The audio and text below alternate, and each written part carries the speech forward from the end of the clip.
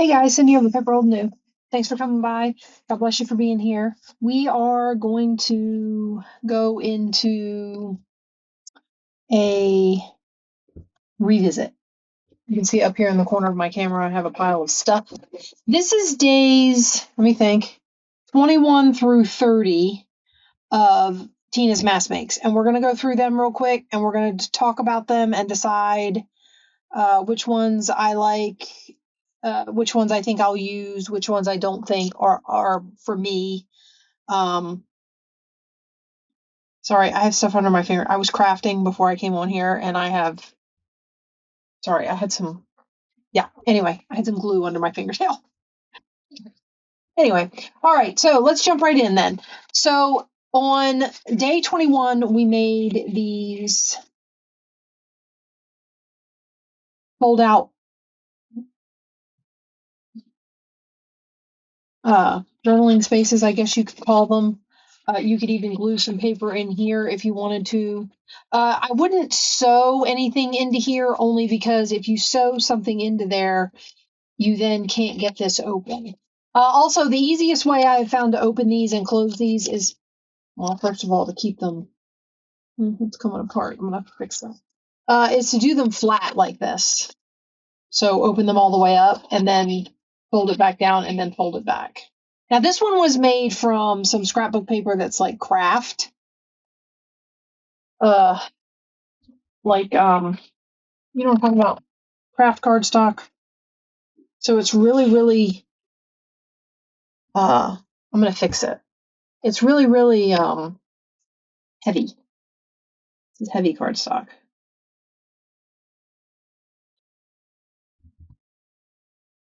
Now, these are one of those things that I had to get used to. I don't know if that's going to hold or not. Yeah, you know what? We're going to do this. See if we can hold it. Put my glue bottle on top of it. Okay, so this was another one that I did. This is also double-sided cardstock. This is a lighter cardstock. And as you can see, this is like grid paper. You could write on that. So journaling spot. And I would make these to tuck in pockets. That would be my thought for these, to tuck into a tall, narrow pocket or tuck into a side tuck along with some other stuff. That would be my thought for these. Would I mass make them? Probably not. Although I would consider using paper that goes with a project that I'm working on to make one for a specific project. So I would not discount using those. So that was day 21. Day 22 was long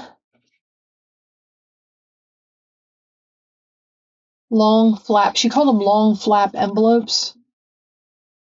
I mean, it's basically a pocket with a long flap on the top. So this is your pocket, right? In there. And then you put this down, and if you glue it down, you can make a pocket here. And then when you flip this up, you've got journaling space and a pocket. So I like these. I don't have a problem with these. I don't know that I would mass make them. They would be something that I would make to go with something I'm working on, because I would want the paper to match the project. But yeah, I mean, this is just another good pocket. And you can decorate the flap. See this one here? I've decorated the flap.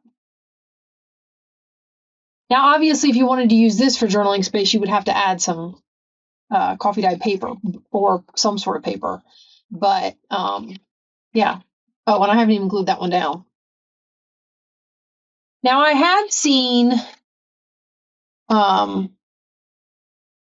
pockets where, like, if I flip this up, and if there's a paper clip here, it holds this in place, and you can tuck something down in there and hold it all in with a paper clip. And then you take the paper clip off, you can fold this down and have something tucked in here for whatever. So just a thought. So these ones, again, this is something that I could see myself using. I am very leery of trying to get, like, if this is let me see. I was looking for something I can use as a journaling page. I'm telling you guys, I cleaned up my area and now I don't have anything out here that, I would normally have out here for demonstration purposes. So if this was a junk journal page, my thing about these is I'm not a big fan of just sticking a square on a page like that. Maybe because these are wide as this page. Now this page is only 5 inches wide. So, I mean, that's not so bad, but I don't like the little square down in the corner thing. So I would have to figure out a way to, like, I don't know, make something more of the page. And then we had hand stitched ruffles. So these were basically, I mean, it's ruffles like you normally make, except you stitch them by hand. And that one's been sitting so long like that it puffs up. But anyway, so you get your strips of fabric and you stitch them into a ruffle shape by hand. I did one of these, I did a hand stitch ruffle specifically for the Pussy Willow book. If you saw that last video I put out of, I really like how this ruffle turned out.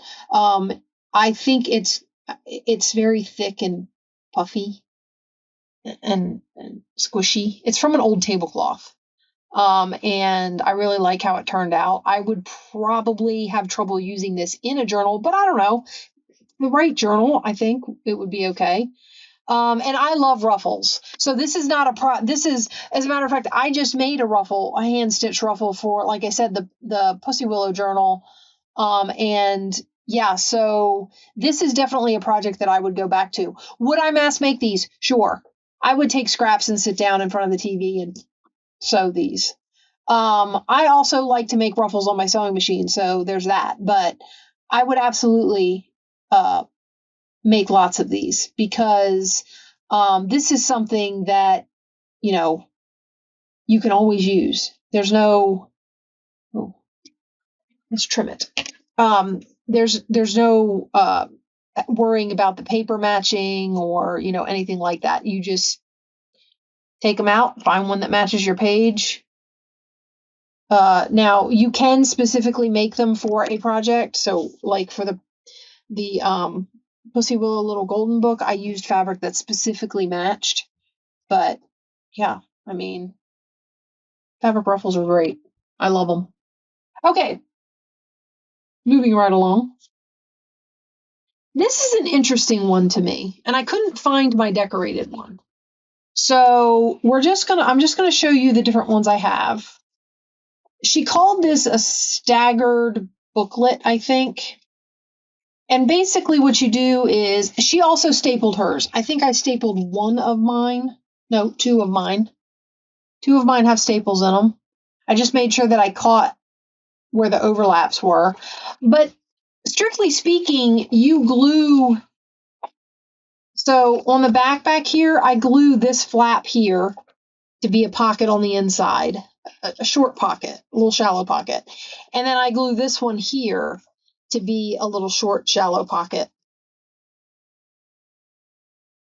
on the inside, right there. Okay, I didn't ink them or anything, which is why it just looks like a white piece of paper. But you glue those ones together and then you leave these ones free to flip. I think these are cute.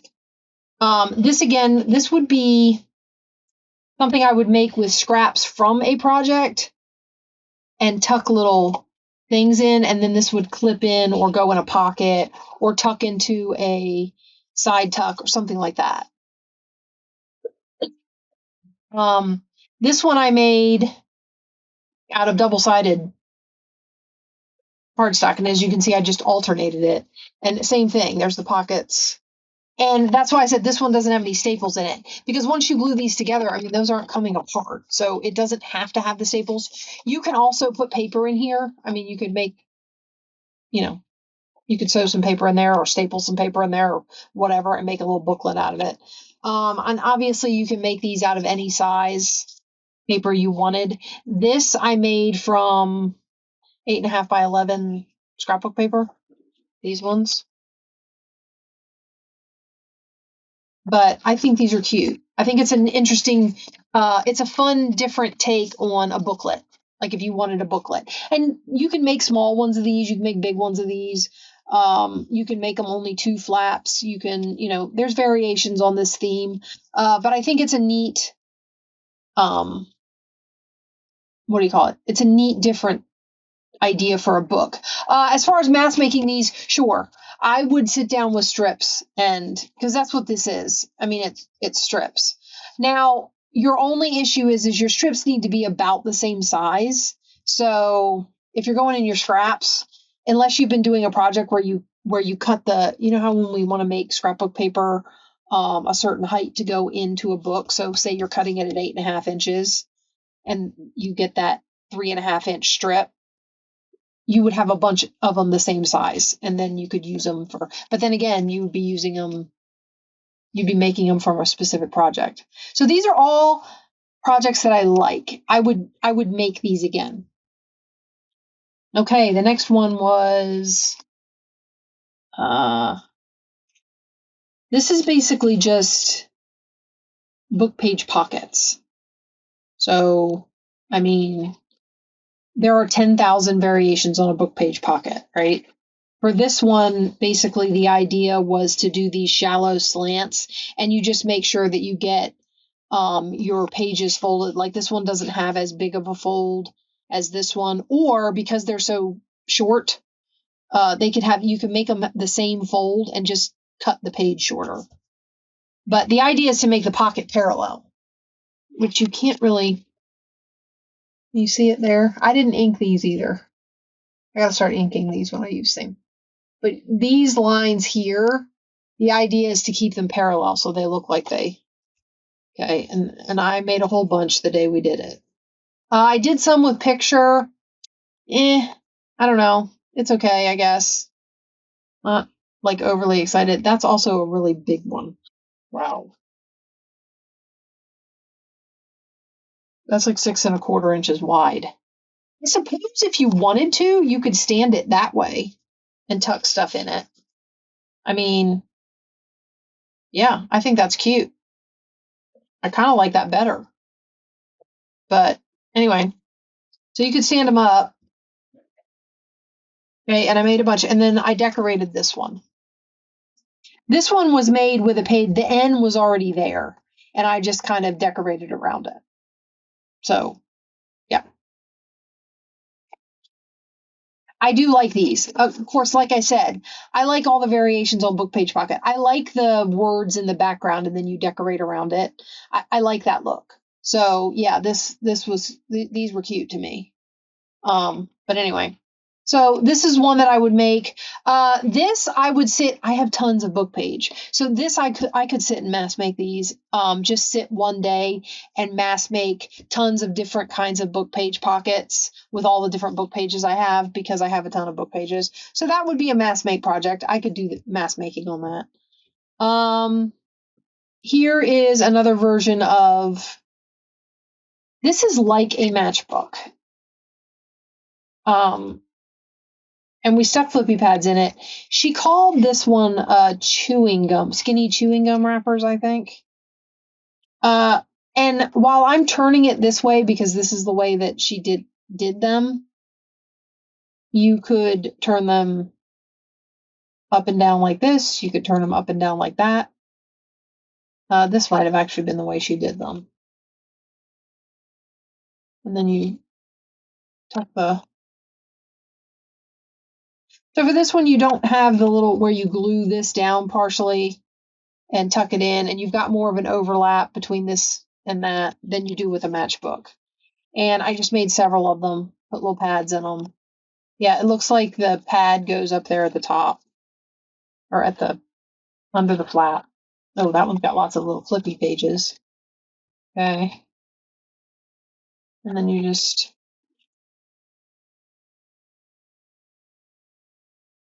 So this is like a variation on the matchbook. And I like these. I like the little covered pads. I think they're neat. I also think that these make great pocket stuffers, or you can glue them in. Like you can tuck. I would glue this on the corner and then tuck something behind it. I know I said I don't like small rectangles in my corners, but this is also something that I could see myself sitting down and mass making from a bunch of strips that I've got left over that I haven't done anything with and I need to use up just to clear my strip box. And then I would have a bunch of flippy pads that I could tuck into pockets. So I could see myself mass making those. I'm really into the booklet thing here lately. I think all of these booklets are a great idea. These were tag booklets. So shape of a tag, little booklets. Now this was scraps that I cut off that you could put a pocket in here or a belly band. Like in this one. This one I think we decorated. This has got a little pocket on the inside here. Is it open? Yeah. So a little tuck here. And then I'm pretty sure on the back cover, there's a belly band.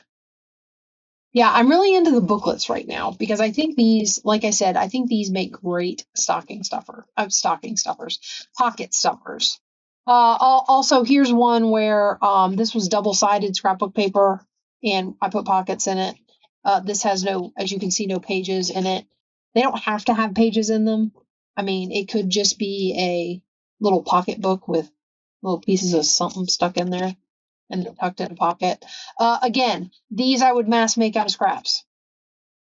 I will say this: I'm running low on these scrappy bits that you would use to make the pages because I haven't been making a lot of things that require me to have scrappy bits. So yeah, I'm running low on scrappy bits, so I might actually have to cut things to make my tablets. Okay, I don't even remember what day we're on now.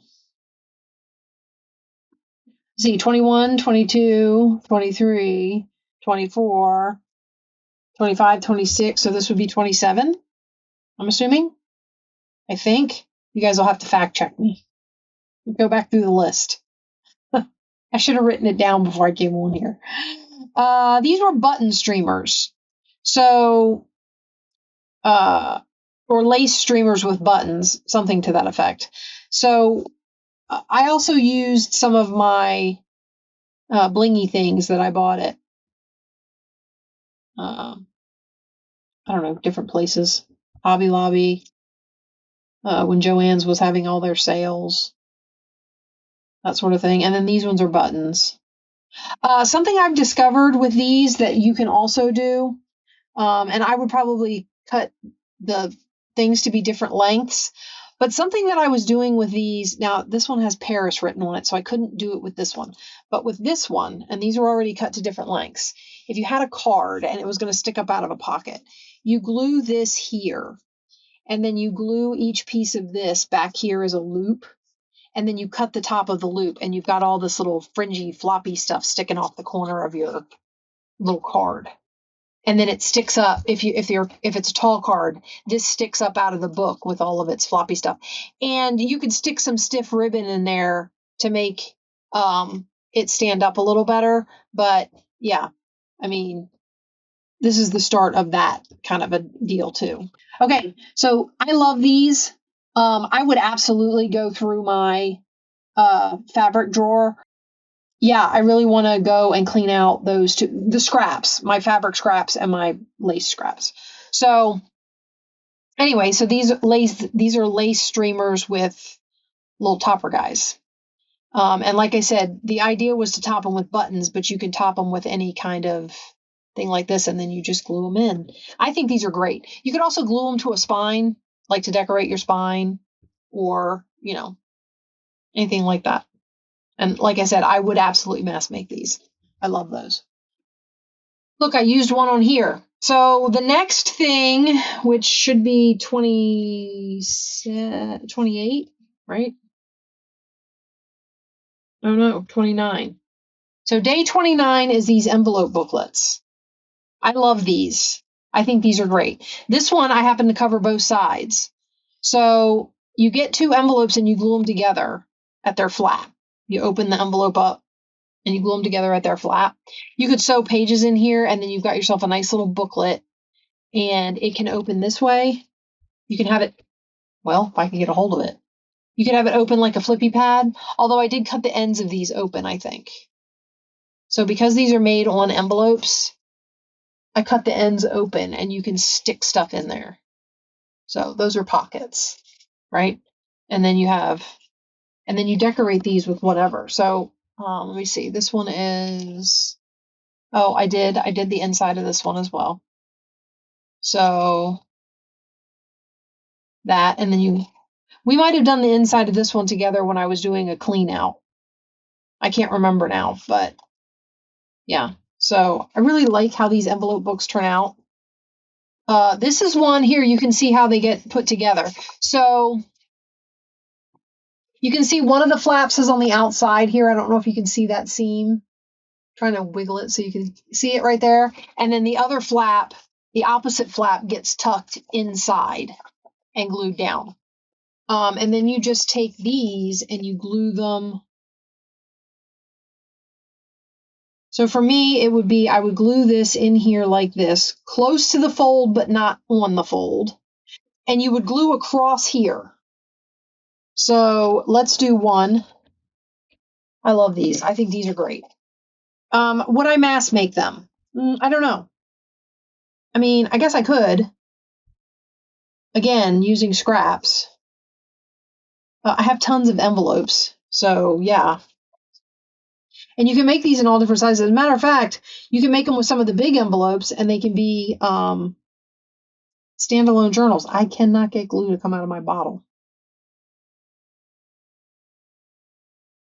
So like before we get glue on that one, see how big this one is? I mean, and I haven't done anything to the outside of that one. I mean, I suppose you could fold it the other way, but I haven't done the outside of that one, but this is cut open. So it's got a nice big pocket there and a nice big pocket here. And this could be a standalone single signature little journal, little notebook, little, whatever. So anyway, you glue the two envelopes together. And then what you're going to do, we're going to coat the envelope. Oh, probably not all the way to the edge. This is why I'd rather put it on the card than the envelope, because I know I'm going to have glue out further than I needed at this point. But I also don't want to glue the card to the back part of the envelope. So this will have a pocket because you do like this, right? And then we're going to put this down on here, like so.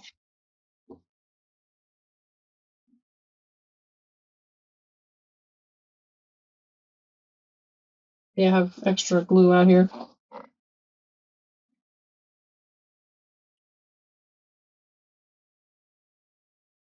And then the idea would be, I'm not going to do both of these. I just want to give you the idea of how this works. Okay, and then you just cut this off. I'm just going to do it with scissors. Hopefully I can follow along.